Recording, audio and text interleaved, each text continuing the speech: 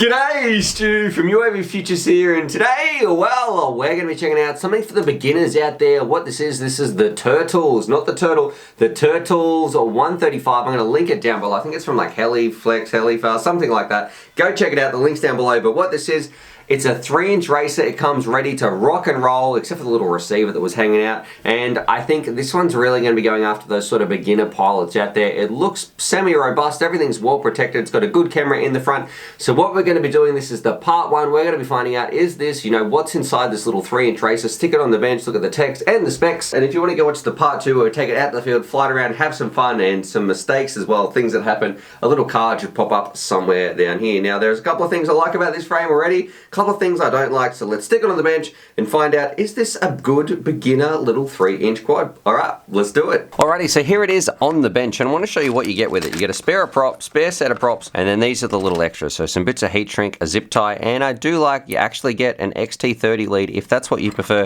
over the XT60 that's already soldered in here. Now here's a little box that came in, and I didn't get any instructions. I'm quite upset about that because the VTX in here was very different than what I was used to. And Trevor actually got one of these as well, and he does have instructions in his. So I don't know what's going on with that. But this is the little unit on the bench. You can see it's a 3-inch racer. It's a single base plate. It's a pretty rigid sort of design. It protects your components nicely, I should say. And it's got a pretty good set of camera protection in the front. Now, first things first, what I want to say is I don't think this thing's going to be breaking any speed records, anything like that. It's designed to be a beginner's drone. You can take out, fly around very easily out of the box, and also for the price you can't complain too much. I think I've seen some as low as like $110. I'm not too sure, which is kind of crazy considering the components we've got inside. Now what I'm going to do, let's stick it on the bench, find out how much it's going to weigh with the XT60 on here, and it's coming in at about 126 grams. So if you want to keep under that weight limit, this is definitely one of the drones to go after that. So it's very, very light. So if we start at the outside in, you can see you get some spare props there. Oh, they're 4-blade props. They're 30-30s, nothing too crazy. I do think it would be better actually on some tri-blades, and underneath those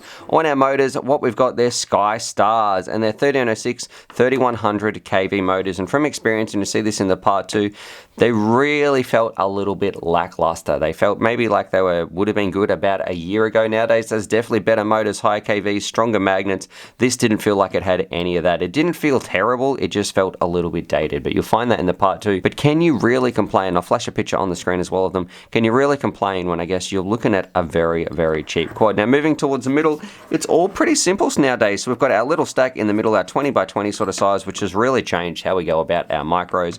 It's got a 20 amp ESC, and on top of that, it's got a 25 burst rating. Then we've got our F3 flight controller, which is a bit of a shame. It does have a Betaflight OSD. And then on the top, which is kind of weird, you have this little VTX here, which has no sort of easy way to tell you what's going on. It's sort of taken it's got 40 channels in here. You can change the power level, all that sort of stuff. You've got to press this little button on the side. But this is where I was upset I didn't have instructions, because you've got these 2 little LEDs that flash. It flashes once, and then you've got to choose your band, and then you flashes again, you've got to choose your channel. Flashes a third time, you've got to choose your frequency. It was very, very frustrating trying to get mine on the right channel, because if you don't have those instructions and you don't know what to be Googling, it was a nightmare. So big shout out to Andy RC, because in his video, he actually explained it and showed a picture of the manual that I could freeze, and then I had a look at it. Turns out Trevor's got a manual as well, so it would be nice. So I don't know why mine is missing that, but in my experience of VTX, it worked kind of okay. And on the other end, we've got our little dipole antenna. I just heat shrunk it down to one of the zip ties they gave me. And also on the front, something I do like is the little run cam Sparrow, so that's quite nice. That's a good little micro FPV camera. Flipping over, you can see we've got our unibody base plate, and I don't think you're going to be breaking an arm anytime soon. This frame does protect the components quite well. Little sticky pad. I hate these Velcro straps. I'm not a fan of those at all. Why don't they make some decent Velcro straps? We've been asking for them for a long time, and I've got the Free Sky version, because there's a couple of different versions that I'll link down below as well. So overall, I guess the stuff in here is fairly standard in terms of the components. Now what we should do, let's move on, talk about the design of the thing, and what can I say? It's very generic, 4 standoffs and some camera protection. It's very, very simple, very basic, but it does it well. I do like the design. I think if you wanted to get a bit crazy, this sort of flat part on the top, it would allow you to mount some sort of action camera if that's what you're into. You don't have too much room in here if you wanted to mount a split or anything like that, so that's not going to fit in there. You've got some fantastic camera protection. I've got to say, I'm a big fan of the camera protection from also flags, and also coming in this way, you're going to be protecting your camera camera in all sorts of crashes, so I'm a big fan of that. And then the rest of it, it's just fairly basic, so there's not really too much I can say. In terms of the quality, I'm going to give it about a 6.5 out of 10. I've definitely seen better. Some of the solder joints down here look a little bit how you're doing, but others look quite nice, so time will tell how it's going to hold up in the long run. The quality of the components, well, the camera, top notch. The ESC, yes. F3 flight controller, that's I would prefer an F4. And the motors, I'd say the quality of the motors are going to let it down a little bit because there's not too much power and they don't really blow your socks off. But for a beginner quad and for the price, maybe that's not what you're after. You just want a nice casual flyer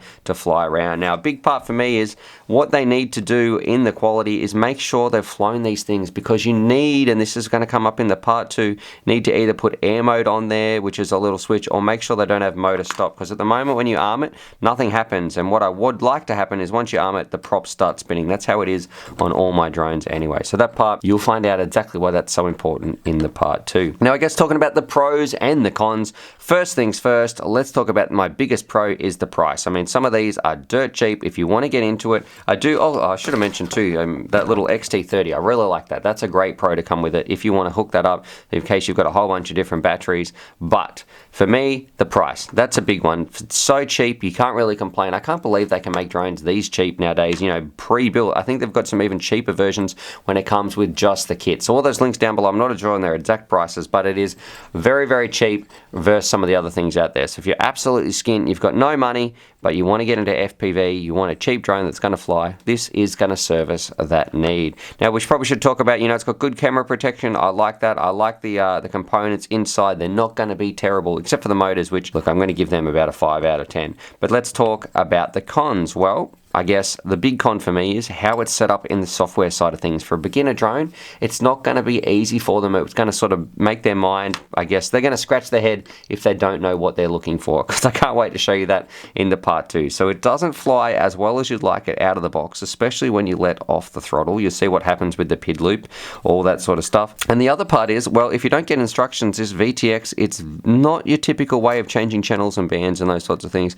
It sort of goes after the TBS Unify, which is a great VTX, but I absolutely can't stand how they do their stupid menu thing. I think that's very, very frustrating. Now, that's it overall as a little budget sort of drone for the price. You can't say too much. It does things okay, but what I can't wait to do is show you in the part 2, because I think I had a lot of fun with this and some laughs, and part of it was at this quad. It was going kind of crazy, so you'll see that all in the part 2. But overall, for the price, I guess I'm going to sum it up and say you can't complain too much, because it's going to do its job well once you fix the things up we talk about in the part 2. Alrighty, so there it is. There was my part 1 review of the little Turtles FPV drone, and I do like some of the things. I think the part I would like to upgrade the most is the motors, but I do like the stack. The VTX was, I guess, frustrating. A big shout out to Andy RC's video, because when he did one of these, I had to sort of Google how to change the channel because I didn't get any instructions, which was very frustrating, and it wasn't as intuitive as some of the other ones out there. There's no dial, and if you don't have those instructions, trying to get the right VTX channel is going to be an absolute nightmare.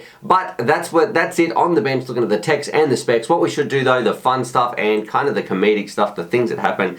It was a very funny part 2. So go and watch that video. It should be linked down below. It should be later. It should be pumped out in like a couple of hours anyway.